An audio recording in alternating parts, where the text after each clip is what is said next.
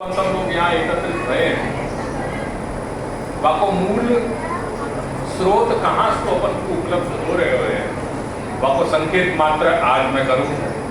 और वो श्रीमद् भागवत के एकादश स्कंद में एकादश अध्याय में जहाँ श्री प्रभु और श्री उद्धव के बीच को जो संवाद हो रहे हैं, जहाँ श्री उद्धव ने प्रश्न किए हैं श्री प्रभु और प्रभु ने उनको समाधान करके भागवत धर्म को जो उपदेश किए हुए वहाँ में कहाँ क्या रूप सूप संत पुरुषन के लक्षण, भक्ति के स्वरूप को लक्षण, भक्ति को सामान्य जो सामान्य भक्ति है वह को प्रतिपादन और विशेष भक्ति को स्वरूप बताए हुए, तो वाके अंदर कहाँ ये देवालय की जो बात स्पष्ट करी गई है वह को मात्र एक संकेत या मैं देखूँ होता कि आप ख्याल में आवे कि या को स्रोत कहाँ से अपन जिस दृष्टि में जो श्री गोकुलेश के मंदिर है वहाँ पे आसनसुबा को मंदिर जो है वो बड़ा प्राचीन मंदिर है। श्री ताजी महाराज ने यहाँ श्री प्रभु पधराए, यहाँ विराज रहे हैं और आज सौभाग्य से ये नव निर्माण जो यहाँ स्थल को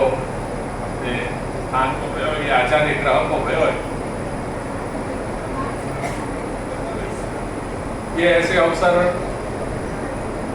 बड़े विरल रूप से प्राप्त हो और न जाने कितने दशकन के बाद ये ऐसा कोई अवसर प्राप्त हुआ है। आए दिन की बात तो है नहीं है ये, तो यार प्रसंग में थोड़ा चलान में बताना चाहते हैं।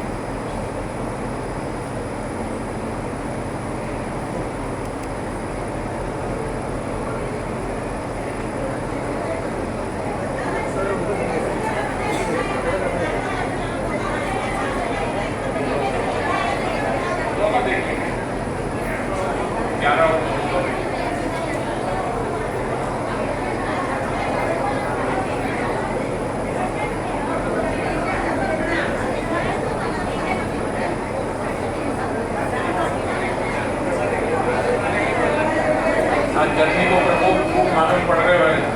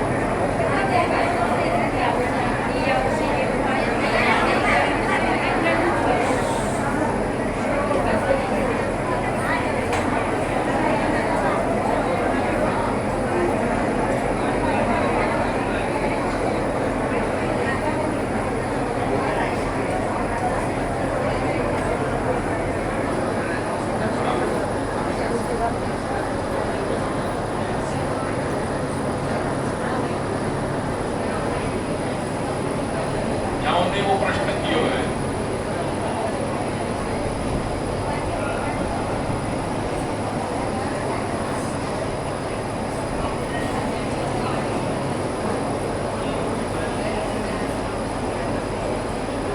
हाँ,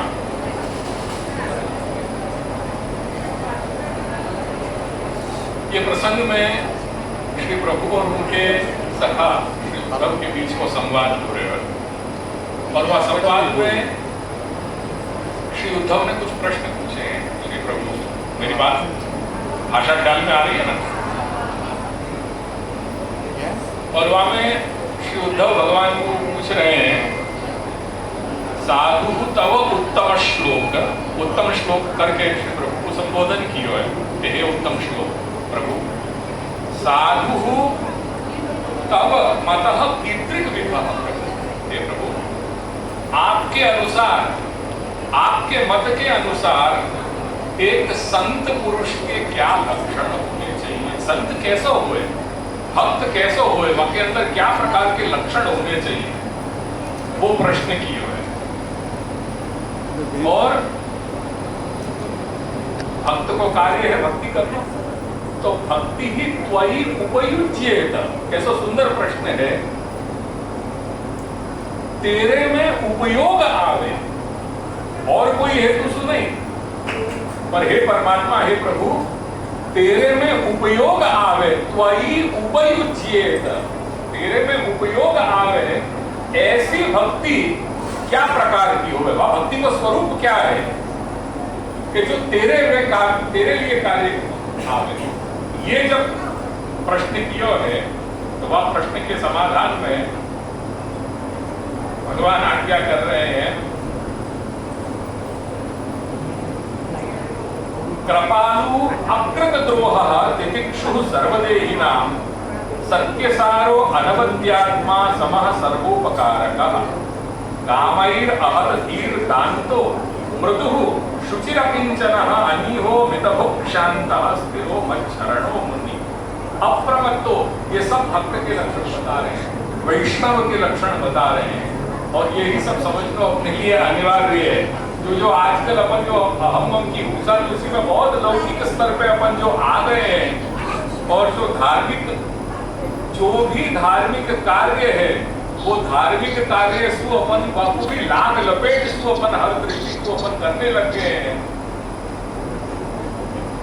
वाके समकक्ष, वाके सामने क्या भक्त के मूल लक्षण बताए, अपने अंदर एक वैष्णव के लक्षण क्या होने चाहिए, वो यहाँ कह रहे हैं। अप्रमत्तो गंभीरात्मा, ऐसे ये सब बता करके कह रहे हैं कि हे उद्धव, मेरो भक्त जो है वो कृपा की मूर्ति है। मेरो भक्त कैसा है?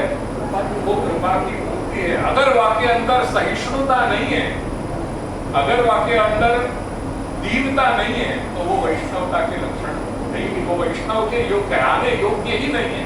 सबसे पहली चीज वैष्णवता के अंदर या वैष्णव की होनी चाहिए, वो है दीनता। या ये जो मैं कई बार षड्विध शरणागति की मैंने बात कही है, तो जिन लोगों ने सुने होगा तो उनने एक चीज की ध्यान रखी होगी कि षड्विध शरणागति में भी जो अंतिम सोपान है, वो अंतिम सोपान क्या है? कार्पण्य। और वो कार्पण्य को मतलब क्या है? दीनता। तो ये मार्ग में तो प्रारंभ भी दीनता से है और अंत भी दीनता से है। अगर दीनता नहीं है, क्यों दीनता की बात कही गई है? क्योंकि दैन्यमेव तत्तोष साधनम। भगवान क्या कर रहे हैं कि दीनता ही मुख को प्रसन्न करने वाली अगर कोई एक चेष्टा है, अगर कोई एक बात है, तो वो है दीनता, दैन्य। अगर दैन्य नहीं है तो चाहे कितना भी कुछ कर लो, वो को संतुष्ट नहीं कर सके। तो हम ये सब प्रभु के लिए जो पत्रम पुष्पम फलम तो जो भी कुछ अपन के द्वारा कर रहे हैं, जैसे कोई नया निर्माण किया अपन ने भवन, ये निर्माण कौन के लिए किया? ये नव निर्माण अपन ने जो किया, ये कौन के? अपने स्वामी के लिए, अपने मालिक के लिए किया। अगर ये दीन भाव अपने अंदर नहीं है, या अहंकार अपने अंदर आ गए हो, अभी तो तख्तियां नहीं लगी हैं यहाँ पे, अच्छा है जब तक तख्तियां नहीं लगे। और मैं इनको जो यहाँ के प्रबंधक लोग हैं, उनको भी मैं यही सुझाव दूंगा कि मेहरबानी करके तख्तियां मत लगाइयो। हमारी सेवा ऐसी हो कि एक हाथ से करे हो तो दूसरे हाथ को मालूम नहीं पड़े, वो सच्ची सेवा है। तो या तो कम से कम यहाँ अहंकार को अड्डा मत बना दीजिए कि जहां जगह जगह दीवार में जो है वो अहंकार की बू आने लग जाए, वो मत करिए। ये देव को दरबार है, यहाँ देव विराज रहे हैं, यहाँ उनकी सेवा के अलावा अपने अंदर कोई अन्य भाव आना ही नहीं चाहिए। वो सच्ची सेवा है। या ये जैसे ही अभी बिल्कुल स्वच्छ और निर्मल दिखाई दे रहे हो, जहाँ महापुरुष संतात्मान के जो है वो पवित्र जो है वो स्वरूप अपन को दर्शन करने के लिए आ रहे हैं, बस ये ही अपन यहाँ स्थान पे आवे और इन्हीं के अपन को दर्शन होते रहे, या सो ज्यादा और कुछ कल्याण है ही। तो इतना करियो कि मैं अगली बार आऊं तो फलाना ना जय श्री गोखलेश आ सेवा एमने करवी छे, 51,000 एमने आप्या, 1 लाख एमने आप्या, 5 लाख एमनी सेवा थई। ये चीज यहाँ देखने नहीं मिले, बस इतनी कृपा बनाए। भगवान आज्ञा कर रहे हैं कि मेरो भक्त कृपा की मूर्ति है, वो कोई सु भी वैर भाव नहीं रखते, और घोर सु घोर दुख में भी प्रसन्नता पूर्वक व घोर सु घोर प्रतिकूलताएं हो, दुख हो, वाकु भी सहे, सहिष्णुता वाके अंदर हर चीज की हो, और जीवन को वो सब उद्देश्य सु सब प्रयोजन सु अपने जीवन को जिए। या प्रकार सु सब आगे स्वभाव बता करके भक्त के, अब भक्ति के जो लक्षण बताए हैं, जिनको हम भागवत धर्म कह रहे हैं, वो भागवत धर्मन को उपदेश करते हुए भगवान आज्ञा कर रहे हैं, मत कथा श्रवणे श्रद्धा। देवधव, मेरी जो अमृतमयी कथाएं हैं, वो मेरी अमृतमयी कथाएं में श्रद्धा रखे। मत कथा श्रवणे श्रद्धा, यानी सबसे सर्वप्रथम अगर कोई बात आ रही है तो श्रवण, मनन, चिंतन और कीर्तन। अपने एजेंडा में और कोई दूसरी बात नहीं है, श्रवण मनन चिंतन कीर्तन की बात करिए। और यही बात कुछ प्रभु आज्ञा कर रहे हैं उद्धव को, मत कथा श्रवणे। सबसे पहली चीज है श्रवण, क्योंकि भगवत गुणगान, भगवत कथा को श्रवण नहीं करोगे तो भगवत स्वरूप को ज्ञान हो तो कैसे? नाम स्वरूप गुण और लीला, ये 4 ही तो बात है। भगवत नाम, भगवत स्वरूप, भगवत गुण और भगवत लीला, ये चारों बात अपन को जाननी है। और वो जानोगे कैसे? बाकी लिए सत्पुरुषन को संग करना जरूरी है। उनके मुखारविंद सुनिश्रित जो भगवान के वाणी है, भगवत लीलाएं हैं, उन लीलाओं को श्रवण करना आवश्यक है। या लिए श्री महाप्रभु अपन को भगवान आज्ञा कर रहे हैं, मत कथा श्रवणे श्रद्धा, मद अनुध्यान उद्धव, और मेरे स्वरूप में ध्यान लगा ले। मद अनुध्यान उद्धव सर्वलाभोपहरणम, और जो कुछ भी क्रियाकलाप अपने जीवन में करे, वाको लाभ सब कुछ मेरे लिए करे। सर्वलाभोपहरणम, देखो यहाँ फिर ये बात आ रही है कि जो कुछ करो वो नेकी कर कुएं में डाल। बस यही बात है, यहाँ नाम की बात नहीं है। या ये मेहरबानी करके विपुल भाई नाम मत आने दीजिए। यहाँ पे जो कुछ है वो प्रभु जान रहे हैं कि कौन ने मेरा कौन भक्त है और कौन ने कितना दियो है। या स्थल को पवित्र रहने दो। यहाँ ये नामन की जो है वास्तु, ये दीवालन को गंदगी, ये नामन के अहंकार, इन दीवालन को लेपन मत करिए, या को ऐसे ही पवित्र रहने दो। या ये सर्वलाभोपहरणम दास्येन आत्मनिवेदनम, और दास्य भाव सु अपनो सब कुछ मेरे चरणन में समर्पित करते हुए, मत जन्म कर्म कथनम, मेरे जन्म और जो मेरी लीलाएं हैं उनको कथन, एक दूसरे को परस्पर जो सुजाति भाव वाले जो वैष्णव हैं उनके साथ बैठ करके करे। मम पर्व अनुमोदनम, और मेरे जो पर्व हैं, जो उत्सव हैं, उनको मनावे। जैसे वासना प्रत्यक्ष स्वरूप काल में अवतार दशा में जैसे ब्रजभक्त में जो ब्रजस्थ जीव थे, उनने जैसे मेरे यहाँ प्रकार जो है पर्व और उत्सव मनाए, ऐसे उनको अनुमोदन, अनुशब्द जो है वह के बाद में है। जो उन लीलास्थ जो लोग हैं, जो लीलास्थ भक्त हैं, परिकर हैं, उनने जो कर लियो तद अनुसार हम भी, क्योंकि भाव उनको हतो, भावना हमारी है, वो जो कर गए उनके लीक पे हम चल रहे हैं, वो जैसे चल गए उनके अनुसार हम कर रहे हैं, उनके पीछे पीछे हम कर रहे हैं, भक्तन के पीछे पीछे आचरण कर रहे हैं। क्या लिए यहाँ पे शब्द आयो भागवत को अनुमोदन। आगे कह रहे हैं यात्रा बलि विधानम च सर्ववार्षिक पर्वसु वैदिकी तांत्रिकी दीक्षा मदीय व्रत धारणम। 5 मिनट और सहन कर लो। सब यहाँ समय अपन बिल्कुल ऐसे होते हैं कि कब पूरा हो है, कब अपन जो है खुले अवकाश अपन यहाँ से उठाएं। तो मैं भी वही अवकाश में बैठे को ढूंढ रहे हूँ कि जितनी जल्दी हो सके। पर ये भी कहीं ताप क्लेश है, क्योंकि ये मार्ग ही अपना ताप क्लेश को है। बिना ताप के जब तक तीव्र ताप नहीं हुए, तो ये अपन भगवत दरबार में बैठे हुए हैं, ये उनके प्रांगण में बैठे हुए हैं। बस वही है, फल अपन कर रहे हैं। तो वो फल क्या है? वो फल भगवत दर्शन है और वो उनकी ये कथाएं हैं, श्रीमद् भागवत के अपन वचन सुन रहे हैं, ये फल है। पेट पड़े गुरुदेव, जितना जो मिल जाए वो ले लो, वही अपने लिए सार रूप है।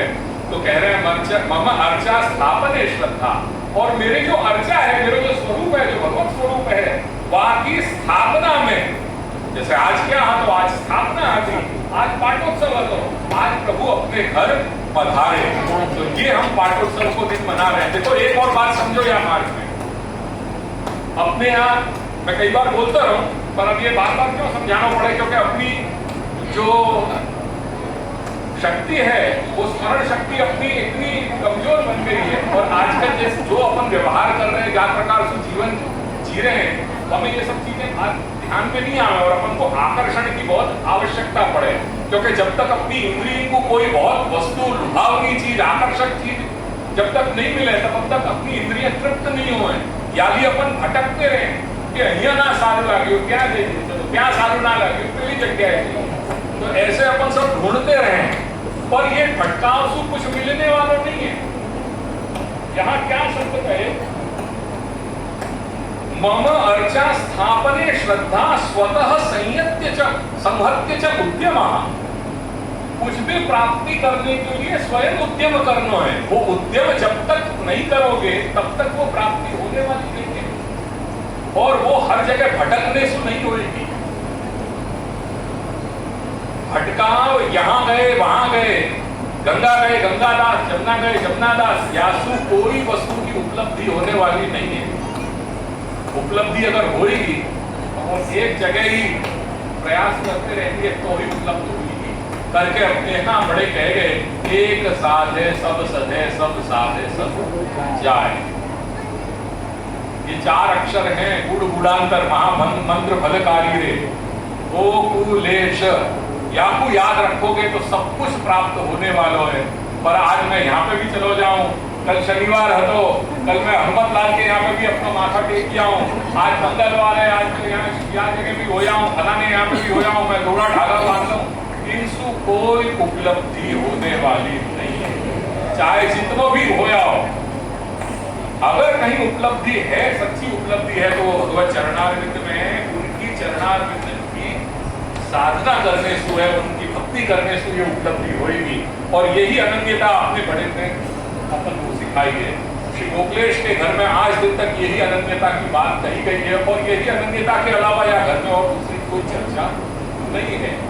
यानी एक बात हमेशा ध्यान रखियो कि अगर कुछ सार है, अगर अपना सच्चो उत्कर्ष है, तो वो श्री गोखलेश के चरणारविंद के अलावा और कहीं नहीं है। यह बात को हमेशा ध्यान रखियो। जैसे उड़ जहाज को पंछी पुन जहाज पे आवे, मेरो मन अलत कहाँ सुख पावे। दुनिया के कोई भी कोने में जाया हो, अंत तो गत्वा आनो तो अपने ही पीड़ पे है, क्योंकि वहां जो सुख है वो सुख और कोई जगह नहीं है। ये बात को सर्वथा अपने ध्यान रखियो।